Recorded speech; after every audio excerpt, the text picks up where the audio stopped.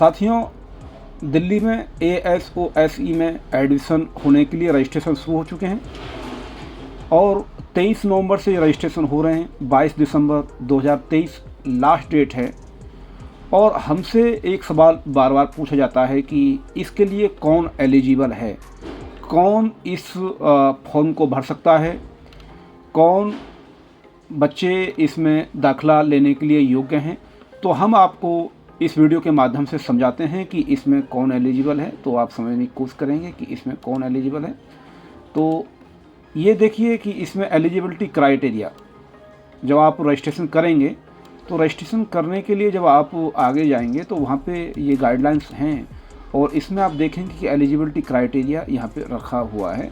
और eligibility criteria के अनुसार जब हम बात करेंगे तो उसके हिसाब से एडमिशन इन डॉक्टर BR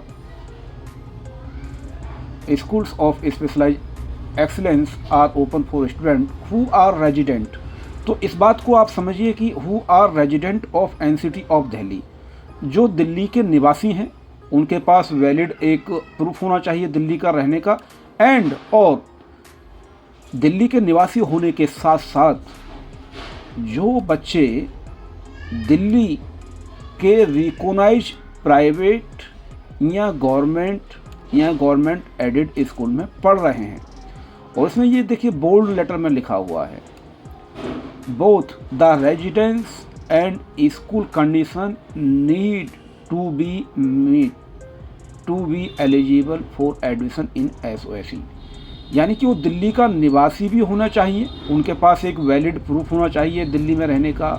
आपका आधार कार्ड हो सकता है, आपका पहचान पत्र हो सकता है, आपका जल बोर्ड का हो सकता है, आपका इलेक्ट्रिसिटी बिल हो सकता है। बहुत सी ऐसे डॉक्यूमेंट हैं जो रेजिडेंस डॉक्यूमेंट में आते हैं। तो सबसे जो मुख्य बात है उसमें यही है कि आपका बच्चा जो है दिल्ली के किसी भी प्राइवेट गवर्नमेंट एडेड स्कूल में पढ़ना चाहिए। और इसमें जो एलिजिबिलिटी क्राइटेरिया है आप ये समझ लीजिए कि इसमें 9th क्लास के लिए और 11th क्लास के लिए ही बच्चे जो है इसमें एनरोल होते हैं।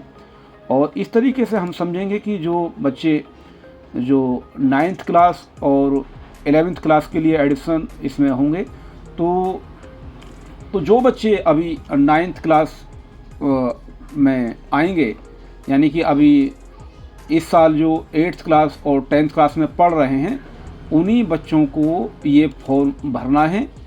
और ऐसा नहीं होता है कि इसमें देखिए ये चीज़ लिखी हुई है नोट में, जो बच्चा 9th क्लास में एडमिशन लेना चाहता है, यदि वो बच्चा अभी 9th क्लास में ही पढ़ रहा है या और 9th से ऊपर क्लास में पढ़ रहा है तो वो बच्चा एलिजिबल नहीं होगा। बहुत से लोग क्या सोचते हैं, चलो मेरे बच्चे ने तो 8वीं पास कर ली थी पिछले साल, उसका एडमिशन नहीं हो पाया, चलो इस बार मैं दोबारा भर देता हूँ तो इस बार इसमें एडमिशन हो जाएगा और मैं 1 साल ड्रॉप कर लूँगा तो कोई दिक्कत नहीं है।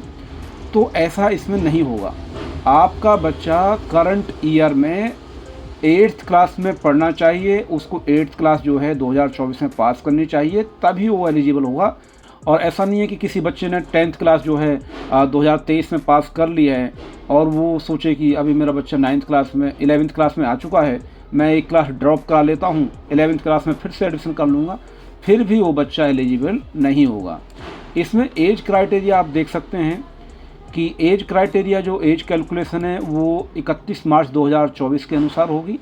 और जो बच्चे 31 मार्च 2024 को 13 साल से बड़े होंगे और 15 साल से छोटे होंगे, वो 9th क्लास के लिए अपना रजिस्ट्रेशन कर सकते हैं।